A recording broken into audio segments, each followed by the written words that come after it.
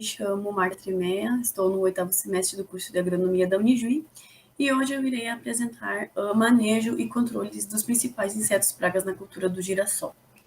Então, as principais pragas, em qualquer lavoura é necessário ter uma atenção em relação à presença de pragas, pois elas podem comprometer drasticamente a produção. Um inseto praga ele é considerado praga quando a sua população atinge um determinado nível de dano que causa prejuízos econômicos para essa cultura, ou seja, quando ele tem uma infestação bastante elevada. Então, primeiramente, a lagarta do girassol é a praga mais importante na cultura do girassol e que ela ataca diretamente as folhas. Elas estão sempre agrupadas, conforme a imagem da minha esquerda. E como elas atingem a área foliar, elas diminuem, então, a área fotossintética da planta, sendo que é a responsável pela produção de fotoassimilados, né? E que irão formar os aquênios, então vai agravar diretamente na produtividade. Essas lagartas, elas têm ciclo de aproximadamente 20 dias, e a maior população, elas são encontradas no mês de outubro e maio, e o ataque ocorre sempre até os 70 dias após a emergência, ou seja, elas ficam um longo período no ciclo da cultura, sempre precisando, então, ter uma atenção para essas pragas. A lagarta rosca, ela é comum também em outras culturas, não apenas no girassol, principalmente na emergência da cultura. Elas são insetos que têm hábito noturno e que elas ficam enroladas muitas vezes no solo, ou seja, elas não são de fácil monitoramento, a gente não é tão visível, agravando, então, o enfesamento, né, dessa praga. O seu dano ele é bastante significativo, principalmente na emergência da planta, por causa que ela corta o caule rente ao solo, então agravando diretamente na nossa produção, fazendo com que a planta nem se desenvolva. O besouro do capítulo, então, na sua fase juvenil, ele vive no solo, e após a eclosão dos ovos, as larvas elas começam a se alimentar das raízes, causando um atraso e prejudicando o desenvolvimento e o crescimento dessa cultura. E durante a fase adulta, ela se alimenta lá no capítulo dos aquênios, atingindo então diretamente na produtividade. A larva angorá, ela também é uma larva que vive no solo, que principalmente em anos secos, essa larva ela se alimenta diretamente das sementes, evitando então a germinação da planta e acabando totalmente com a nossa lavoura. O percevejo castanho, então, ela é uma praga que se desenvolve principalmente em épocas mais secas. Eles estão presentes no solo e quando em épocas de muita chuva, eles emergem para a superfície. Ele é de difícil controle em função de que não tem produtos comerciais registrados para o controle dessa praga, e ela pode causar também prejuízos dependendo da sua infestação. Os adultos e as ninfas presentes nos solos, eles sugam as seivas das raízes, provocando, então, o amarelecimento da planta, causando definhamento, né? Então, a planta acaba por secar e morrer. O percevejo verde, então, é um inseto que está presente principalmente na cultura da soja, mas que também é encontrado no girassol. O seu pico populacional ocorre entre os meses de dezembro ou março, ou seja, quando a planta está indo do seu período reprodutivo para o período vegetativo. Precisamos ter bastante atenção com essa praga, e o seu dano ocorre predominantemente no caule. O percevejo pequeno e o percevejo marrom, então, ocorrem principalmente na época de frutificação, e esses insetos eles atacam o capítulo do girassol também, e em casos de grande infestação, pode haver percas na produtividade. A vaquinha, na fase de inseto, de larva, aliás, ela está presente no solo, se alimentando das raízes das culturas, mas no girassol, o seu maior problema é na fase adulta, quando esse inseto faz inúmeras perfurações na planta, então diminuindo a área fotossintética, servindo de porta de entrada para alguns patógenos nessa cultura. Algo que vale ressaltar desse inseto praga é que o controle ele é considerado fácil, em função de que a maioria dos inseticidas são registrados para esse inseto. E a lagarta falsa medideira, ela não é um inseto diretamente do girassol, ele é principalmente de outras culturas como a soja, mas que, quando em grande proporção presente na lavoura, ela pode sim acarretar em danos, em função de que ela também se alimenta do limbo foliar, das folhas, né, causando prejuízos na área fotossintética e diretamente no desenvolvimento da cultura. Falando então sobre o manejo desses insetos pragas na cultura do girassol, o método mais usado para esse manejo é o MIP, que é o manejo integrado de pragas, que busca sempre manter um nível baixo de danos e também de presenças de pragas nas áreas, buscando sempre um meio mais sustentável de manejar e também de controlar essas pragas, e que tem várias diferentes medidas preventivas.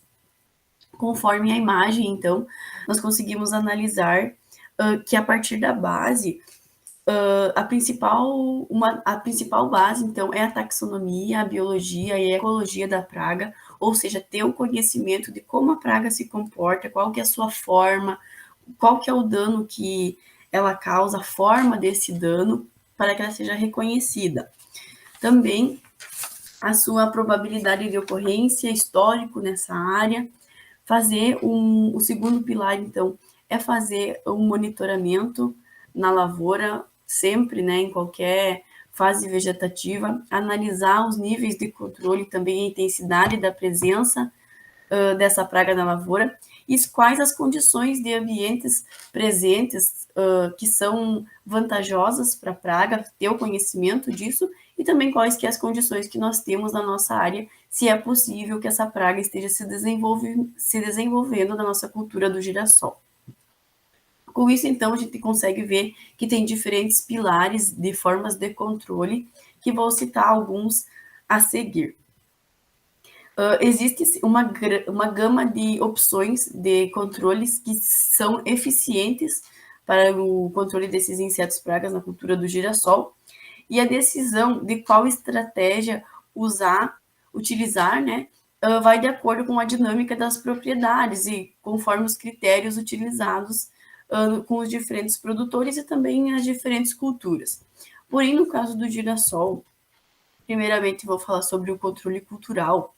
É uma ação preventiva que visa criar um ambiente favorável para a cultura, evitando com que a praga possa aparecer no nosso sistema de cultivo, ou seja, criar um ambiente favorável para a cultura e desfavorável para o aparecimento dessas pragas. Algumas práticas de manejo podem ser usadas como destruição dos restos culturais, fazer rotação de cultura, destruição de plantas hospedeiras, a escolha correta da cultivar ou do híbrido, fazer uma correção de solo, adubação, fazer um manejo populacional, visando sempre quebrar o ciclo dessas pragas para que elas não estejam presentes na nossa lavoura. Uma das principais plantas hospedeiras é o capim-rabo de burro, que seria bastante interessante fazer com que ela atue como hospedeira dos insetos pragas, sendo de uma forma atrativa e que elas não, no caso, se alimentem do girassol e sim do capim-rabo de burro. O controle varietal, então, ele consiste no uso de cultivares ou variedades híbridos que têm uma certa resistência, que possuem uma característica com ação inseticida.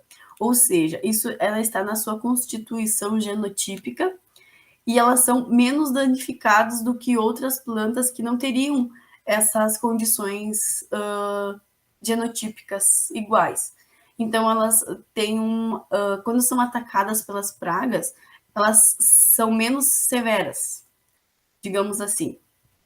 É importante considerar que essa resistência ela é bastante relativa também, ela é hereditária, específica e ocorre em condições que muitas vezes serão determinantes para saber se a cultivar tem essa capacidade de resistência ou não, que às vezes essa cultivar ela não, como é que eu vou dizer, ela não se desenvolve conforme o ciclo da cultura.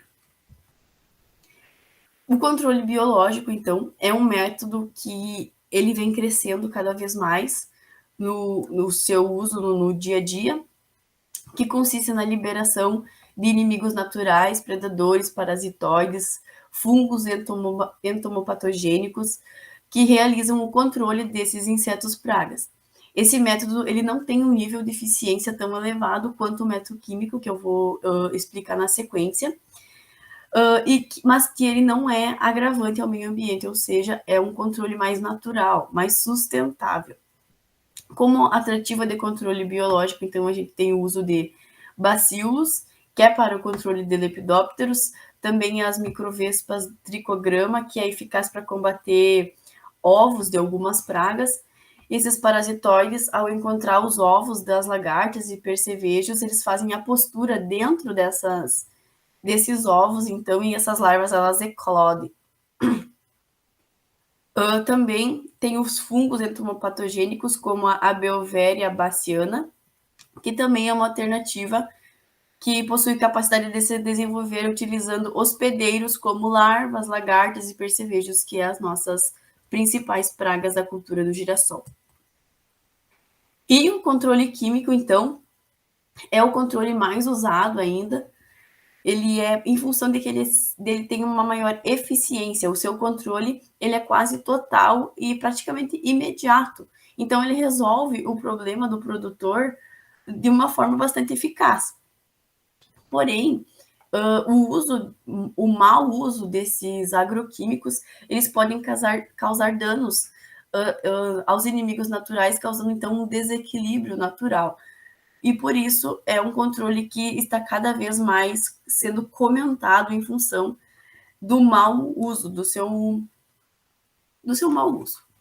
Então, alguns produtos comerciais, como o Egeu Pleno, Nomolt, Imunite, Curimon e Dimax, são produtos que eles podem ser usados para controle dessas pragas que eu já citei, desde diabrótica, as lagartas, os percevejos, e que quando usado na dose correta por hectare, ele controla as pragas e ele não vai causar danos aos inimigos naturais.